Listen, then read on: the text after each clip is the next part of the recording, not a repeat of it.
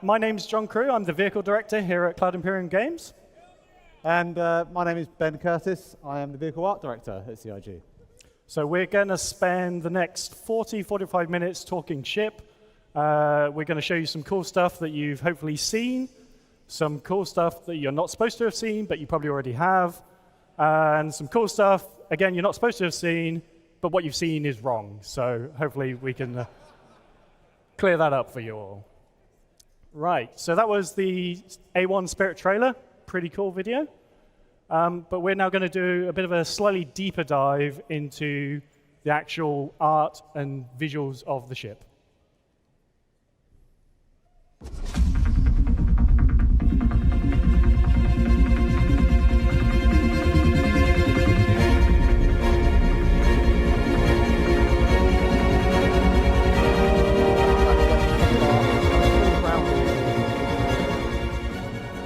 As we move into the heart of the ship, this area is kind of like really dominated by those 10 sci-fi bombs.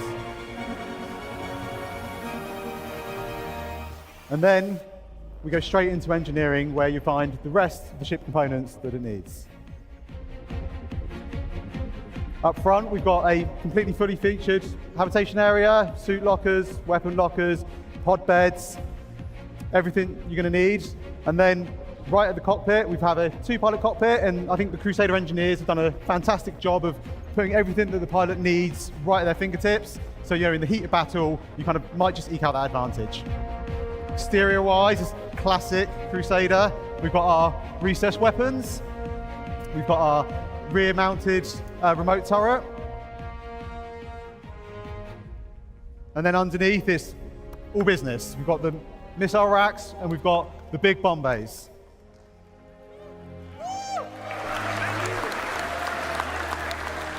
And I think overall, Crusader have done it again. They've done a amazing job of packaging something that's like super feature rich and something stylish, sleek, looks fast, but still super aggressive. And then here is one last look. Oh, or not. Okay, that was one last look of the interior.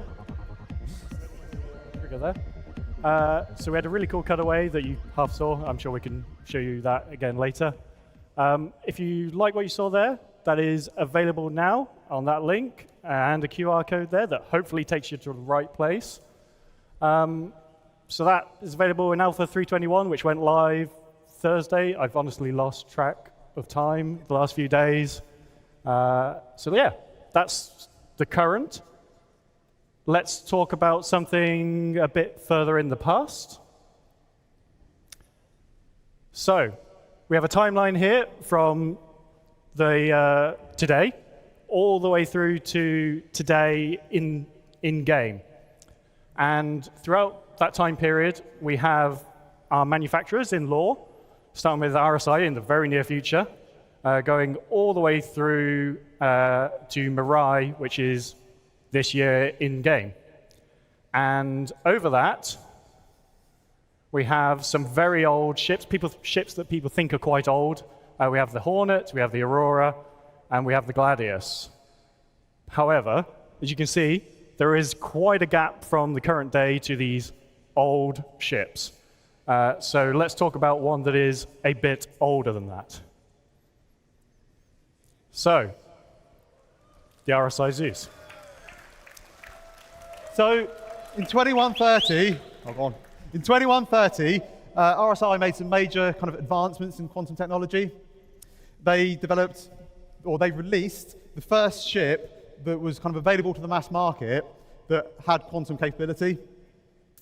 This kind of mid-range explorer really put RSI at the kind of forefront of ship development. Now, it was a really good thing. It really kind of boosted them as a company, but it wasn't kind of all good. The original RSI Zeus had some major issues with its hull integrity. That being said, there's always kind of been this demand for RSI to release the Zeus. It's kind of had this cult following that's grown up over the years. I'm kind of very happy to announce today that RSI have kind of taken that challenge on board. They've developed a whole new vehicle that is designed to ferry a whole new generation of travelers across our universe.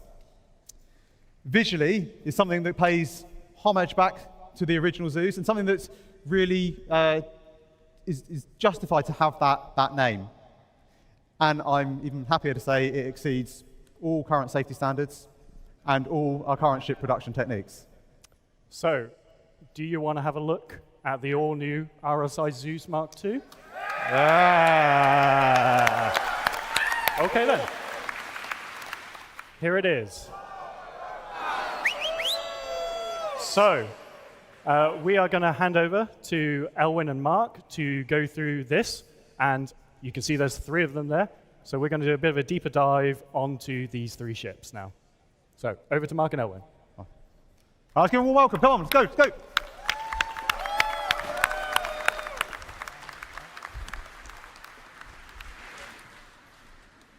Hi there, everyone. My name's Mark Gibson. I'm the lead vehicle content designer at Cloud Imperium Games. And I'm Owen Batchelor. And I'm Owen Batchelor, vehicle art director in North America. What do you guys think? Awesome. All right, well, let's take some time now and take a look at this classic RSI design and see how we've reimagined it. So, when we decided we wanted to tackle the Zeus, we had to consider what direction RSI would take it in if they were going to do it today.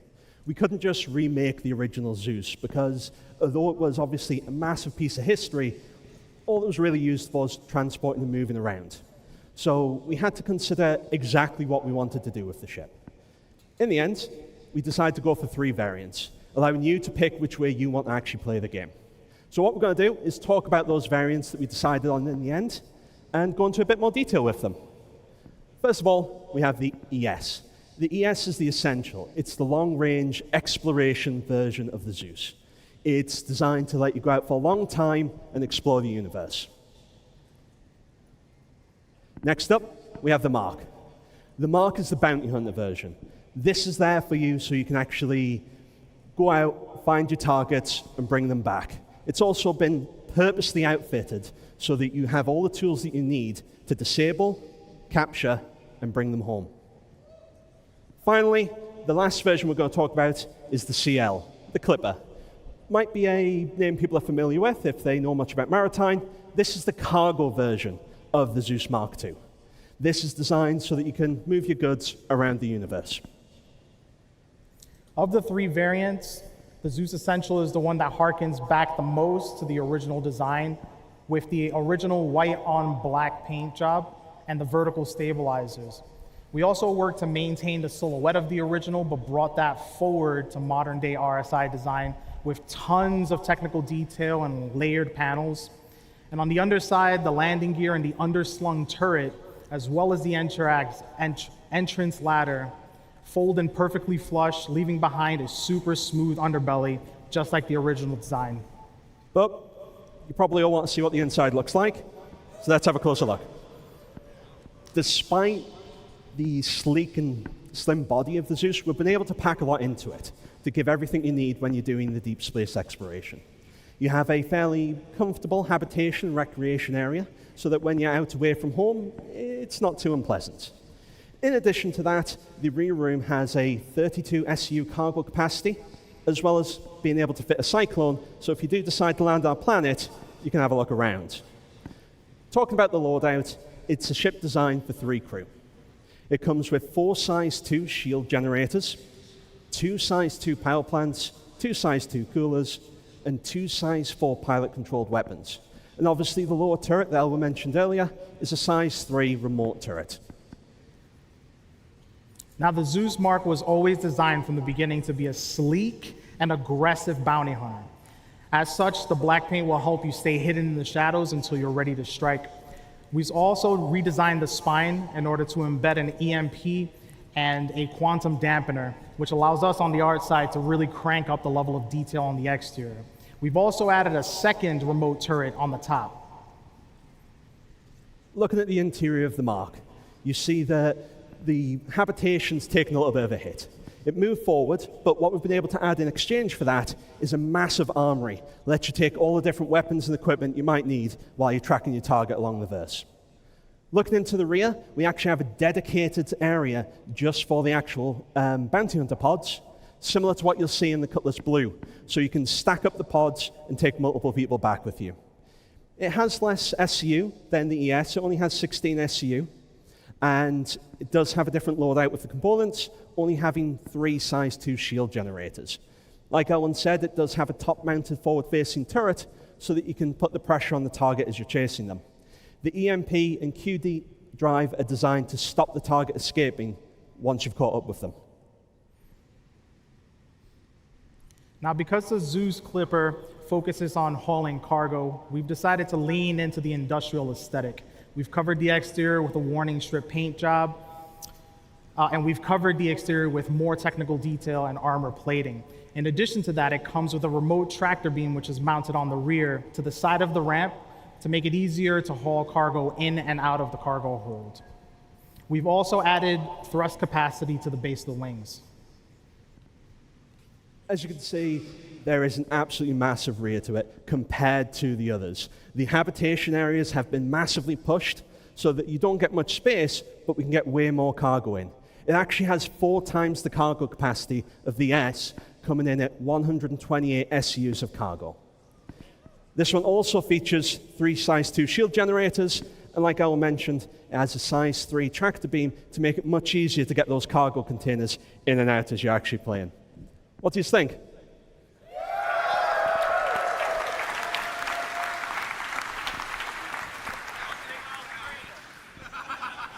So, last year we introduced the Spirit, and anyone that may be playing on live for the last couple of days might have seen a new ship adding to the verse, the A1. We hope to follow a similar route with the Zeus, where we announce it today, and then in about a year's time, ready to reveal to the public to actually play with. But this isn't just a concept. We're not just going to show you some images. The Zeus is actually in active white box development right now. Do you just want to have a look? Yeah. Shall we? Okay. Yeah.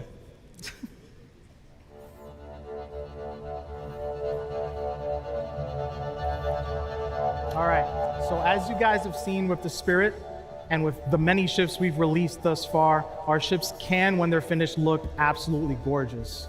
But before any of them get to that point, they have to go through a very specific development process, and this is the first stage in that process. We call this white box. At this point, we've taken the concept, ripped it to shreds, and then reassembled it and plugged it all back together within the editor so that we can get a real good look at what players are going to see when they finally get this game. At this stage, with the Zeus, we've already ripped out all the thrusters, we've ripped out the landing gear, the turret, the seats, the beds, all of the interior spaces, plugged those guys back in, and we have what you see here.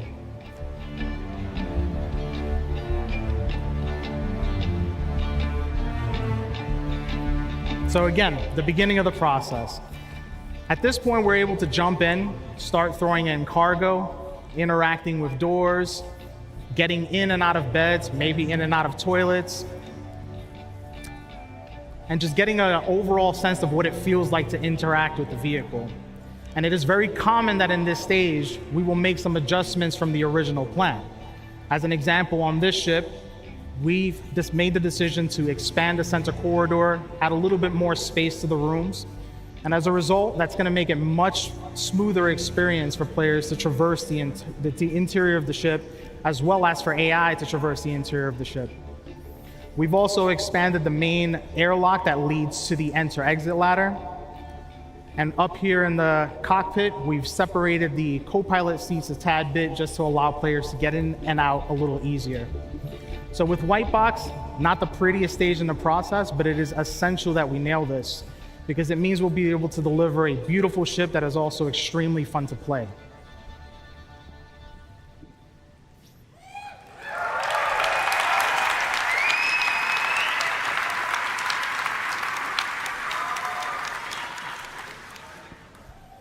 So that was the RSI Zeus in the 3 variants. Obviously, as the screen says behind me, it's available now on the Star Citizen website. You all follow that URL or the QR code behind me. Now, we've just talked about the ship with the longest legacy in the universe. It was the first ship with the quantum travel. let's change pace a little bit and talk about a much newer ship. We're going to talk about the Cutter. Good little ship. So, obviously, last year, IEE, we unveiled the Cutter, and you guys seem to love it. Some interesting information about it. It was actually the single most popular straight-to-flight ready ship we've ever released. You guys really, really liked it. In addition to that, it's actually the best-selling Drake ship to date. But what people didn't know, and we kept a very good guarded secret that no one managed to figure out, no one, it was always meant to be a family of 3. Now, what everyone is already familiar with is the base. That's the version that's out in the universe right now that you're already enjoying. What we're going to do today, though, is we're going to talk about the next variant in the family, the Scout.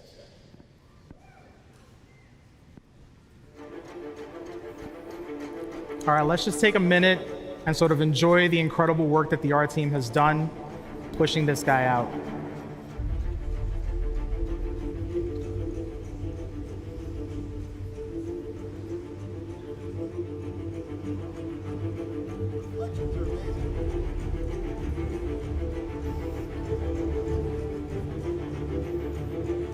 When the original when the original Cutter was released, it helped us to refine the Drake aesthetic.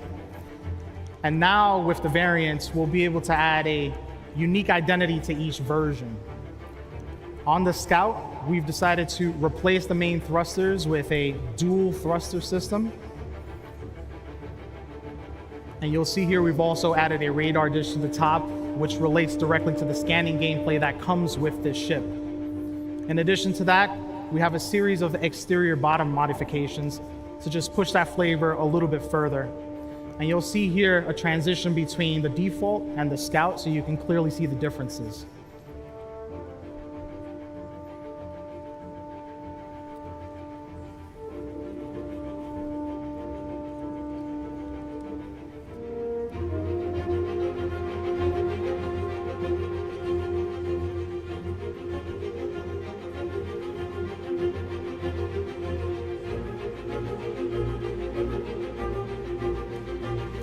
On the interior, we've expanded the rear section of the ship in order to include a dedicated standing scanning station, which will show up here in a second. Along with that, we've also increased the space in the rear to house the larger components that are necessary to support that gameplay. Now, expanding the rear did encroach into the habitation, but we were able to rearrange the components in that room so that nothing was lost in the transition. And on the cockpit, it's the same cockpit that you all know and love from the original Cutter. From this view, you'll more clearly see the shift that we had to make in the rear in order to support the gameplay that we're trying to achieve.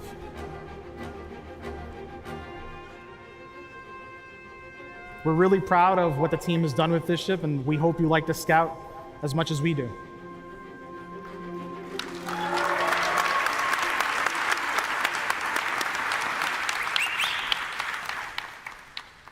So, obviously, we've just introduced the Scout. What are the main differences between the base? It is a variant, after all.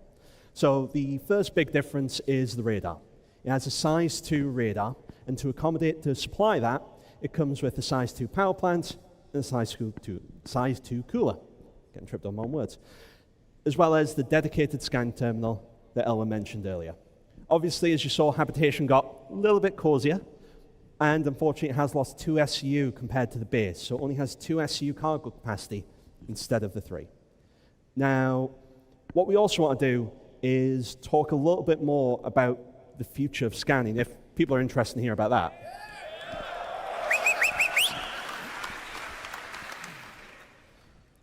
So what is the future of scanning? We'll touch on it lightly. At the moment, there are 2 main ways for you to interact with the scanning gameplay loops. The first one's obviously the scan, and the second one's the ping system. Both of these are going to be merged into a single system known as a scan wave. When you send a scan wave out, if you get any successful pings, what will happen is it will immediately populate your HUD with an AR marker, giving you information about what you've been able to scan, as well as starting to give you far more interesting information than you get now, rather than just the name of the ship. The underlying system will work on the signature system, similar to what it does today. And there are two main scans. There is the quick scan. The quick scan is just a low version of it. It has a very small impact on your own signal output. So if you want to stay a little bit more covert and potentially not be seen looking at something you shouldn't, you can use that one instead. The main benefits are small increase to your actual passive detection range, as well as being able to detect things that maybe are a little fainter than you should be able to see. This has a decent amount of cutting through interference, but not phenomenal. The other version is the charge scan. The charge scan is the big scan. Now, this will actually allow you to detect things up to quantum boost range, which is way, way further than the current passive detection range. And not only that, but it'll actually drop a marker allowing you to jump straight to that location for whatever it is that you found.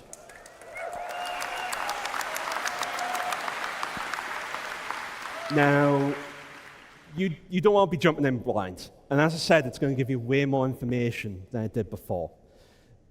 Some examples, but not limited to this, are things like, whatever it is it charging a quantum drive?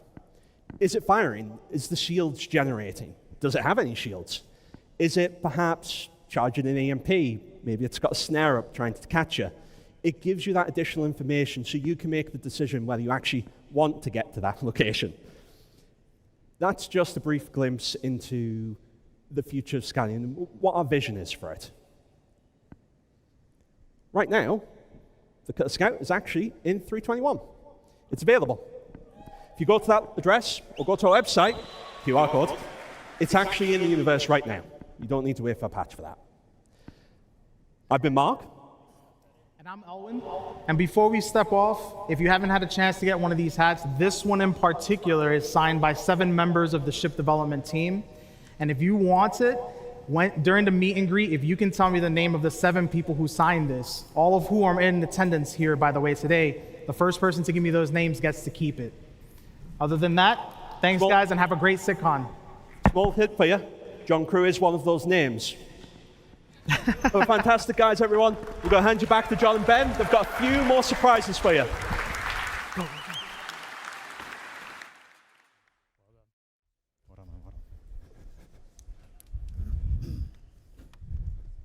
Right. So, as Mark said there, scanning stuff is coming in the future. We didn't show a lot of it because it does sort of turn up in some other teams' panels, and we didn't want to steal their glory a day early. So I highly recommend sticking around for both the UI one and the flight one tomorrow. So, we've talked about the past, we've talked about the present. Let's talk about the future. So, here is a big block of squares that represents our backlog. So, each one of these squares is a ship or a vehicle. All the light blue ones are all the ones we have released to date. All those gray ones are the ones that we have not done yet. The dark blue ones are the ones that will be in your hands by the end of the year. So, we have over 200 vehicles for us to support as a vehicle content team. For those of you that are trying to do the maths in your head right now going, that's the wrong number, this includes every single vehicle that we've ever shown to you, whether that's in a Squadron 42 visual tease or like a trailer. Some of them are obviously Squadron exclusives, some of them are going to be NPC exclusives.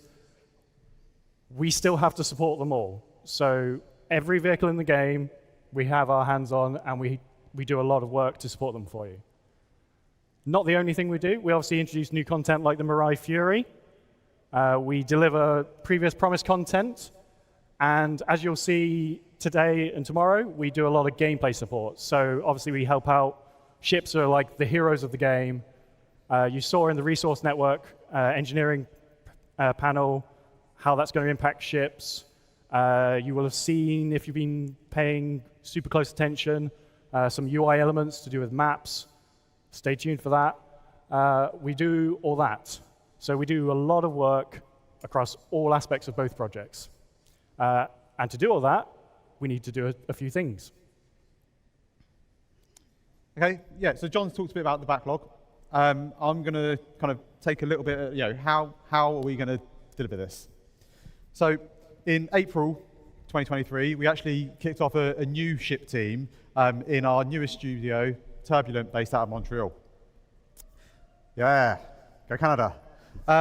So we've now got 5 artists, or vehicle artists, 1 vehicle designer, 1 embedded QA tester, and 1 producer. And that kind of gives us everything we need to start bringing content out of another location. And it also means that we now have kind of reps globally for the vehicle content team in all 5 of our studios. What's the really nice thing about that is it kind of opens up a new pool of a kind of talent that we can pick from. And it should really help us to deliver some more content to the game. And you've actually just seen the first 2 ships out of that studio. So the Scout variant and the Zeus are both being developed by our Montreal team. Yeah, they're doing great. We're going to look a little bit more in depth at the art team and how we've grown over the years. You can see from this graph, this is our kind of like live numbers of how many vehicle artists we have dedicated to the project. You can see there's a nice trajectory going up.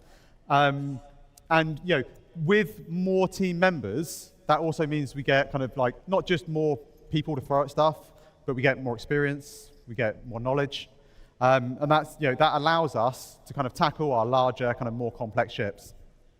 You will notice there in 2022, there is a little dip. And unfortunately, when that happens, that has kind of real consequences on what we are able to do as a team. I think, less people, so less power to put on stuff, but also some of that knowledge leaves us. With that leads us to have to make some kind of pretty hard and heavy decisions about what we're working on. And I think most recently, and probably most well known, is the Bounty Merchantman. Yeah. Now, we're going to take a quick look at where we got to with the Merchantman, just to show where we were up to before that happened in 2022.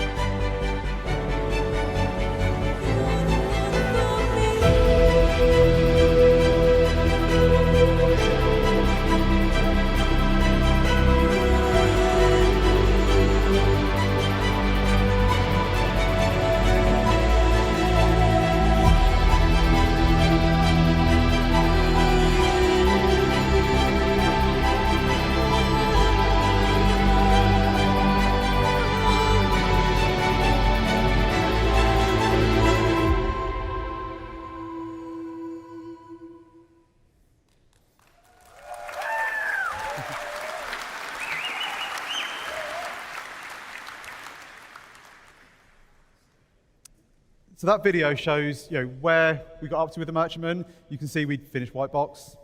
We were kind of into grey box. Some areas were further than others. And I think one of the best things about working at a company like Cloud Imperium Games is that we're able to be pretty honest and pretty open with our development. One of the biggest questions we get is, what's up with the merchantman? Where is it? Why did it stop? The merchantman brought a lot of unique challenges to us. It was a completely new art style, something that's very, very different from what we normally do with our human manufacturers. I think, we could have paused other ships. We could have moved some of our other artists onto the merchantman. But with the kind of exodus of our kind of senior team in 2022, we didn't just lose people. We lost a lot of the knowledge that went into building out that white box and really kind of delivering that art style. What we decided to do at the time is, rather than try and rush something out and just get something out to get it done, we looked at where we were, and for us, the most important thing was growing our team back up. We wanted to invest in our team and use our seniors and our kind of managers to help get us up to the point where we can tackle multiple large and capital ships at one time. I think the graph previously kind of showed that we've got the head numbers now, and now it's about onboarding our new staff members. It's about skilling them up and getting them to the point. And I would absolutely love to be stood here on the stage and going, yeah, look at the merchantman, it's amazing, like it's done. But we're not at that point just yet. We do see all the comments. I do see all the notes about it. And I absolutely want to get this ship out and done. I just wanted to be open and honest as to where we are up to with the development. Yeah. To add to that, it is probably the most question I get asked at any event, and I really want to get it done, get it out for you guys, but we don't want to give you a half-baked thing. We want to give you a really great product that we can all be proud of, and it's delivered alongside gameplay. So, let's talk about something else quickly. So, Squadron 42 vehicles.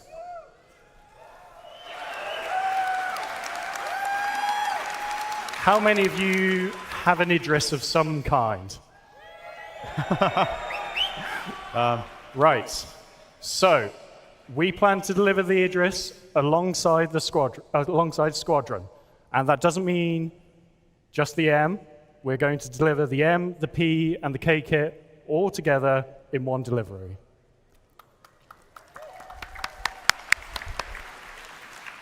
Javelin owners, I'm afraid you're going to have to wait a bit longer after that, is obviously the bigger ship players can own.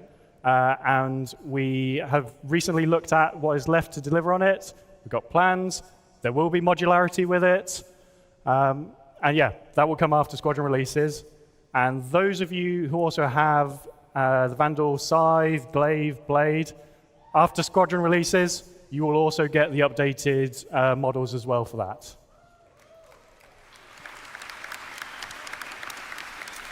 Right.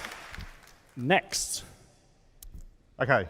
No kind of ship panel at a CitizenCon event is kind of done without looking at what's coming up next. Previously, we used to do these kind of like silhouettes, but we kind of always felt they were a little bit predictable. We ended up just making most of them anyway. So last year, we changed things up. We asked what manufacturer do we want to see make our next large mining ship. And you're going to see more about that at IAE next month. But again, this year, we decided just to mix things up a little bit with how we wanted to deliver this. So you're about to see in a minute a video. It shows some ships you might recognize. Hopefully, it will show you some that you don't recognize. But feel free to get on Spectrum afterwards, take a look, give us a guess at what you think they might be, because we'd love to hear your input. And I will just add to that as well. Oh. We aim to deliver everything you see in this video and more in the next 12 months.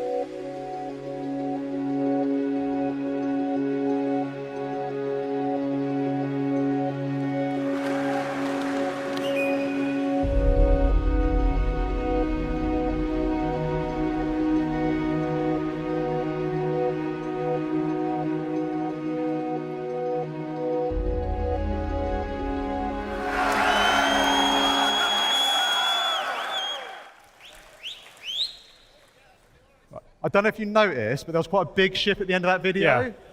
Yeah. And yeah, just to confirm, that is the Polaris. Yeah. So, we've done a lot of talking. We'll do a bit more talking about it. So yeah, okay. Just wanted to touch again on like, why are we doing an RSI ship?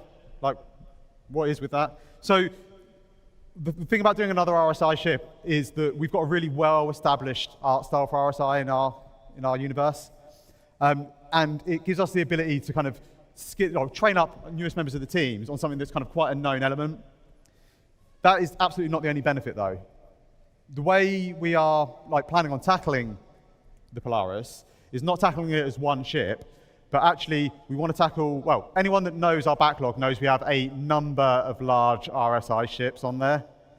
And our kind of plan is that we tackle that as a family of ships. We don't just tackle one of them and then we go off and do something else for 6 months, a year, come back and do another one, something else, come back and do another one. We want to tackle them all together, one after the other. And what that really allows us to do is just kind of streamline our development process. We're able to, for our more common areas of the ship, we're able to build kits that we're confident in, that we can reuse and we can make the most out of them. And then that allows us to focus our development time and our efforts really on the much more unique and the important and exciting areas of each ship. Tackling them as a family kind of allows us to expedite their development. We leverage the experience that we've got within the team. And it just allows us to, like I say, streamline everything. So first up, we've got the Polaris. Next up, we've got the Galaxy. Then we've got the Perseus. And that kind of closes out most of our large RSI ships. And then we can see what we want to take on after that. Well, I think that's pretty much everything we want to talk about today. However, before we go, we're going to... Torsten's already stolen the predictable joke here, so we'll do one last thing to show you guys. So let's have a look at the current state of the Polaris in engine in its white box state.